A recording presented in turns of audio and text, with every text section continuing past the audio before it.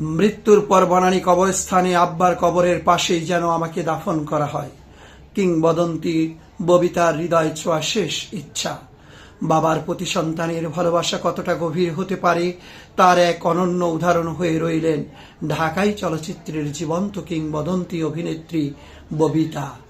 বিশ্ব বাবা দিবসে প্রয়াত বাবা ASM নিজামুদ্দিনকে স্মরণ করতে গিয়ে আবেগ আপ্লুত হয়ে তিনি জানালেন তার জীবনের সবচেয়ে ব্যক্তিগত ও হৃদয়স্পর্শী একটি ইচ্ছার কথা। ছোটবেলা থেকেই বাবার কঠোর শাসন, শৃঙ্খলা ও আদর্শে বেড়ে উঠেছেন তিনি। সন্ধ্যার আগে বাসায় ফেরার নিয়ম, সৎ জীবনযাপন আর পরিপাটি থাকার শিক্ষা সবই বাবার কাছ থেকে পাওয়া। ববিতা জানান তার বাবা সিনেমার ভীষণ অনুরাগী ছিলেন। এমনকি সত্যজিৎ রায় পরিচালিত কালজয়ী চলচ্চিত্র অশনি সংকেত এ অভিনয়ের আগে সত্যজিৎ রায় নিজেই তার বাবার সঙ্গে চিঠিপত্রের মাধ্যমে যোগাযোগ করেছিলেন।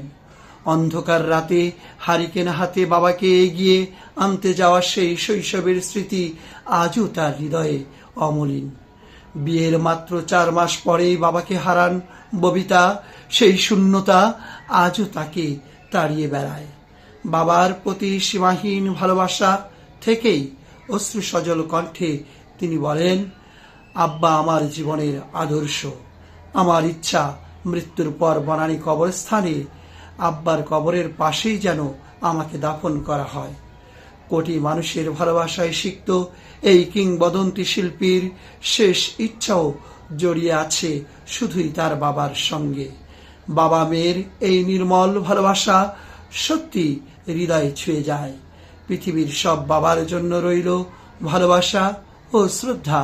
আর যারা আমাদের ছেড়ে চলে গেছেন, মহান আল্লাহ তাদের জান্নাত নসিব করুন, আমিন।